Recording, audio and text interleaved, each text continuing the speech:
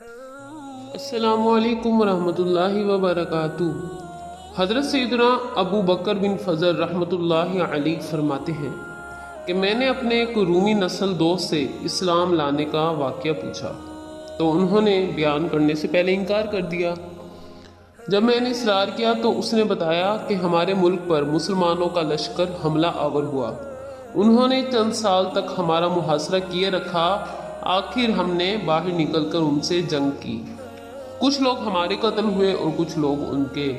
ہم نے ان کی ایک جماعت کو قتل کر دیا اور ایک کو قیدی بنا لیا، اور میں نے اکیلے 10 مسلمانوں کو گھروں کو قید کر لیا۔ روم میں میرا بہت بڑا گھر تھا، لہٰذا میں نے ان سب کو اپنے خادمین کے سپرد کر دیا۔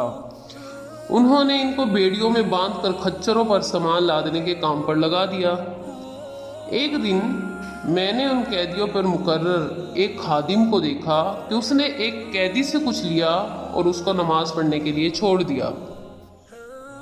میں نے اس خادم کو پکڑ کر مارا اور پوچھا، بتاؤ تم اس قیدی سے کیا لیتے ہو؟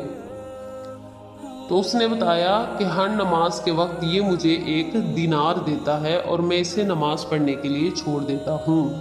میں نے اس سے پوچھا، کیا اس کے پاس دینار ہے؟ تو اس خادم نے بتایا، نہیں، مگر جب یہ نماز سے فارغ ہوتا ہے تو اپنا ہاتھ زمین پر مارتا ہے اور اس سے 1 دینار مجھے دے دیتا ہے۔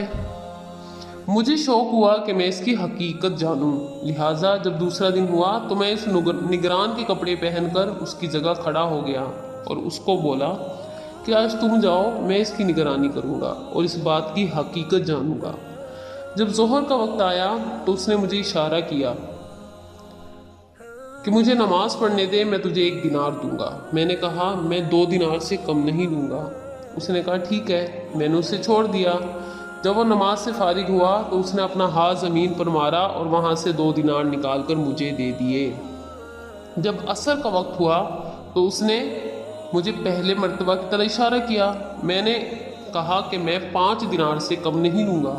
اس نے مان لیا۔ پھر جب مغرب کا وقت آیا تو حسب معمول اس نے نماز کا اشارہ کیا۔ میں نے کہا کہ میں 10 دینار سے کم نہیں دوں گا۔ اس نے میری بات مان لی اور نماز سے فارغ ہو کر اس نے مجھے 10 دینار دے دیے۔ اب جب عشاء کا وقت آیا تو اس نے مجھے نماز پڑھنے کے لیے اشارہ کیا، تو میں نے اس بار کہا کہ میں 20 دینار سے کم نہیں دوں گا۔ اس نے کہا، ٹھیک ہے۔ نماز سے فارغ ہونے کے بعد اس نے زمین پر ہاتھ مارا اور 20 دینار نکال کر مجھے دے دیے اور کہنے لگا، جو مانگنا ہے مانگو، میرا مولا عز و جل بہت غنی اور کریم ہے، میں اس سے جو بھی مانگوں گا وہ بخل نہیں کرے گا۔ میں نے وہ رات رو کر گزاری۔ اس کا یہ معاملہ دیکھ کر مجھے بڑا دھچکا لگا اور مجھے یقین ہو گیا کہ یہ اللہ عز و جل کا ولی ہے۔ مجھ پر اس کا رعب طاری ہو گیا اور میں نے اس کو زنجیروں سے آزاد کر دیا۔ جب صبح ہوئی تو میں نے اسے بلا کر اس کی تعظیم و تکریم کی، اس سے اپنے پسندیدہ نیا لباس پہنایا۔ میں نے اسے اختیار دیا کہ وہ چاہے تو ہمارے شہر میں عزت والے مکان یا محل میں رہے اور چاہے تو اپنا شہر چلا جا سکتا ہے۔ اس نے اپنے شہر جانا پسند کیا، لہٰذا میں نے کھچر منگوایا اور ذات راہ دے کر اسے کھچر پر سوار کر دیا۔ اس نے مجھے دعا دی کہ اللہ عز و جل اپنے پسندیدہ دین پر تیرا خاتمہ فرمائے۔ اس کا یہ جملہ مکمل نہ ہوا تھا کہ میرے دل میں دین اسلام گھر کر گیا۔ پھر میں نے اس کے ساتھ اپنے 10 غلام اور خادم بھیجے، انہیں حکم دیا کہ وہ سب اس کی بہت زیادہ تعظیم و تکریم کریں اور کسی قسم کی کوئی تکلیف نہ ہونے دیں۔ پھر اس کو ایک دوات اور کاغذ دیا اور ایک نشانی مقرر کر لی کہ جب وہ اپنے مقام پر محفوظ پہنچ جائے تو وہ نشانی لکھ کر میری طرف بھیج دے۔ ہمارے اور اس کے شہر کے درمیان 5 دن کی مسافت تھی۔ جب چھٹا دن آیا تو میرے خدام میرے پاس آئے۔ ان کا پاس رکا بھی تھا جس میں اس کا خط اور وہ علامت بھی تھی۔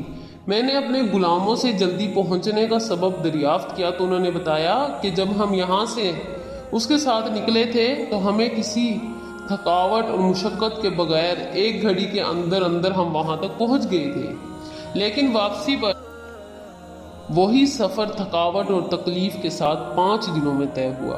ان کی یہ بات سنتے ہی میں نے اسی وقت پڑھا اشہد ان لا الہ الا اللہ و اشہد ان محمد رسول اللہ و انا دین الاسلام حق، پھر میں نے روم سے نکل کر مسلمانوں کے شہر میں پناہ لے لی۔ سبحان اللہ، جزاک اللہ خیرا۔